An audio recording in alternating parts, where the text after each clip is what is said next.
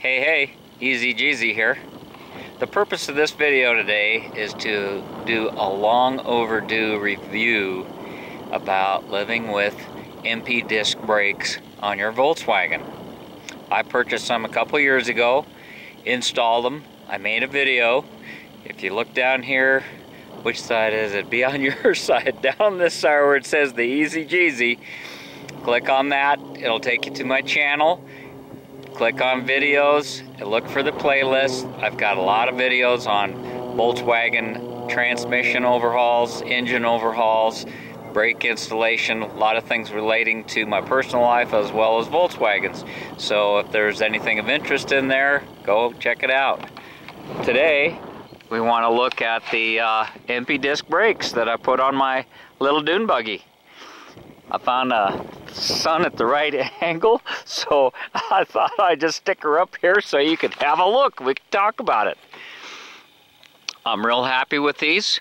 You can see in this particular case that the brake rotor is exposed. There's no protective shield on it, and that's been okay. It hasn't been a problem because it's still tucked in behind my wheel if you look at it from this angle right here. Now this is a wide 5 on a link pin front end. It's a single piston brake, and let's get this out of the way right off the bat. Yes, I do like them. Yes, I would recommend them to a friend. Yes, I would buy them again. They work great. I'm using the stainless steel brake lines. As you can see here, it's in the extreme turn position, but installation was a breeze. Just follow the directions. I did have an issue with some brake squeal, and I will probably have this video edited and chopped up. I'll try to insert something here about the brake squeal and what I did to eliminate it.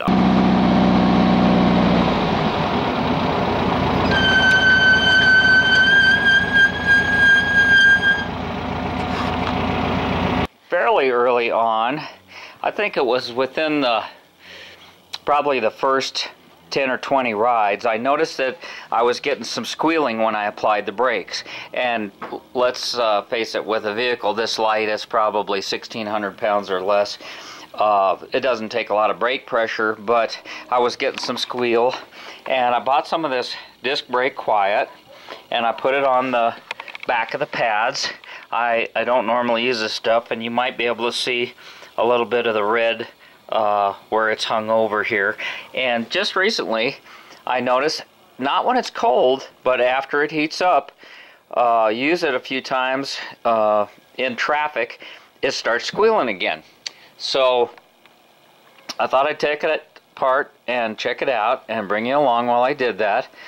This has also got the disc brake master cylinder, which is a larger bore and designed for the Empi disc brake setup. That's worked out really well. All I did is got some of that brake quiet and smeared it on the back.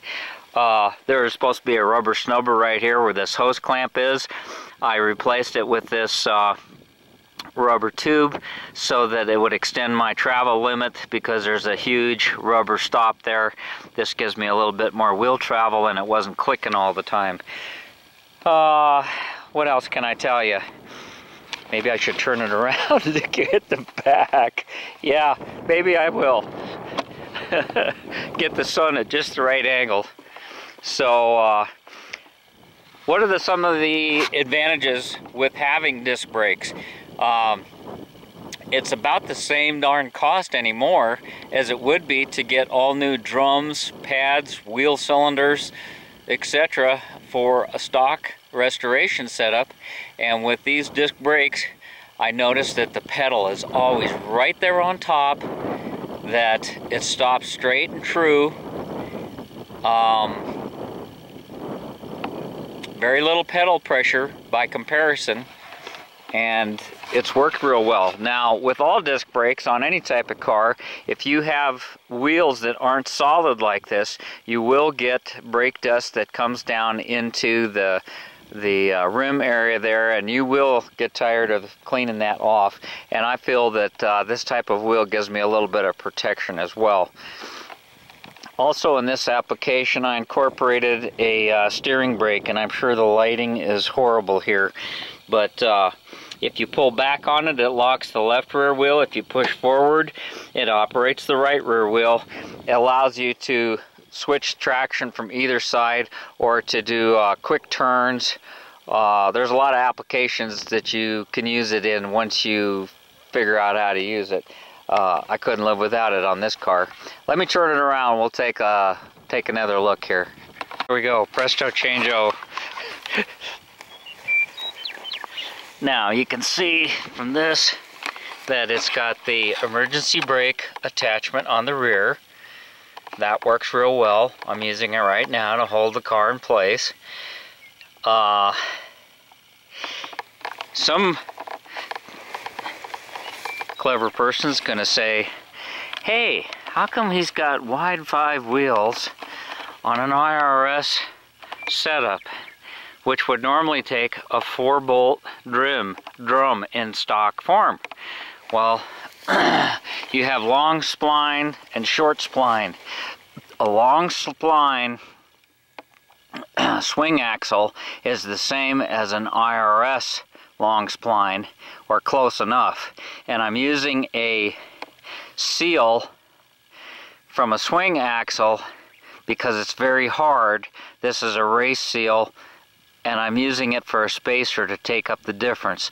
So basically when I purchased this, I wasn't sure where I was going to end up with it, and I decided that I would put it on this car, which had the long axles. There wouldn't be enough threads on the axle to tighten against the drum. You've got to watch this all the time. On any Volkswagen, it's critical that you keep these axle nuts tight and check them often.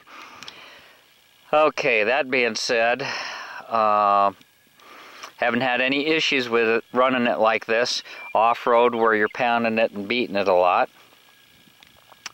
And another point that probably should be mentioned is if you're going to purchase these disc brakes or any type of aftermarket brake for your project, you may find a problem with tire clearance and fender clearance. Obviously, I don't have that issue here. That was one of the reasons I felt comfortable going this way. I knew it wouldn't be an issue. But depending on what kind of aftermarket or custom wheels you have, or even stock wheels, sometimes when you start adding these extra things like the emergency brakes and just the way they make them, the wheel will be offset a little further out, and it could interfere with your fender. So keep that in mind. You might have to do some custom body work, or you might already have some wider wheels on there. So just pointing it out for some folks that may need to know that.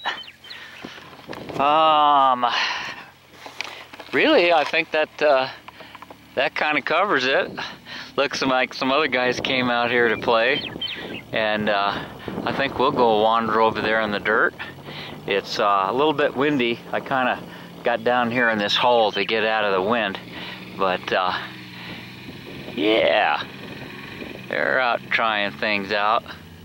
It's a nice spring day in northern Colorado. We got a moon up here in the sky, and we're kind of tucked away in this well, it's on the edge of town, kind of a ravine. And these are just the kind of places I like to go and get my toys out and play with them. Let's see here.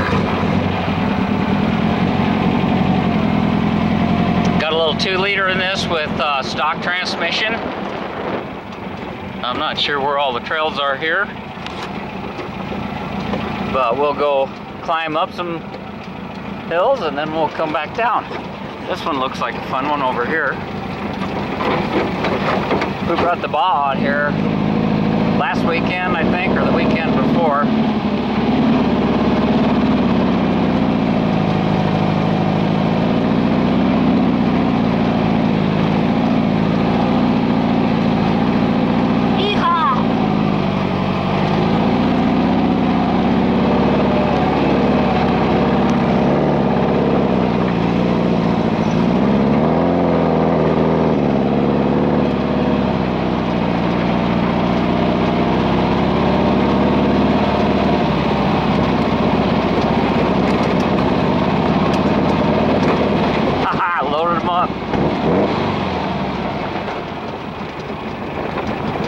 carburation.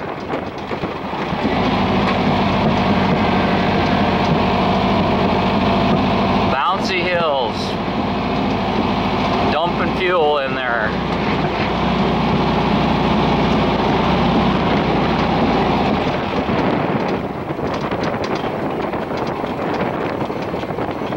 Brakes aren't making a bit of noise.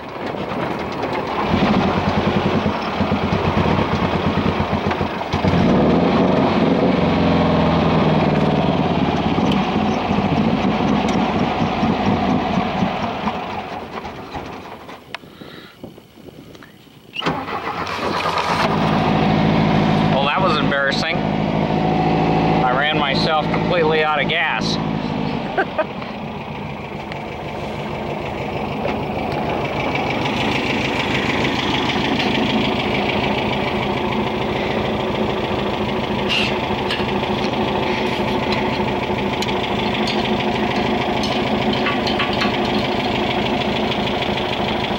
From the front. Nothing in there. Dry as could be. Well, why is it running, you say? Well, when you run these stroker motors, you have a tendency to use a little bit more gas. So I got the stock one in the front too.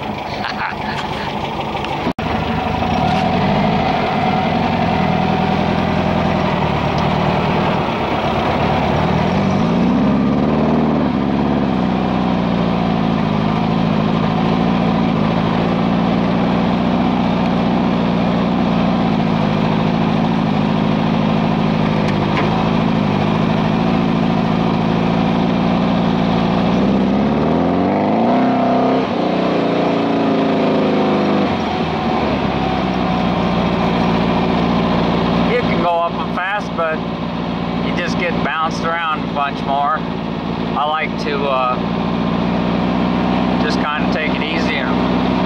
This one looks a little looser.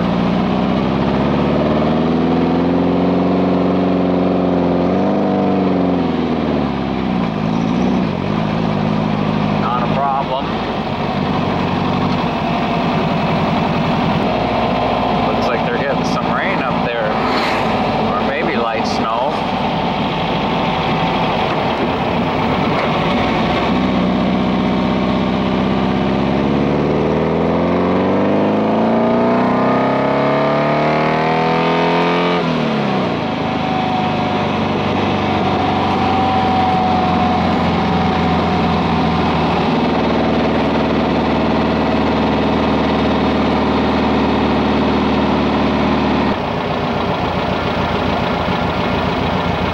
Squeak.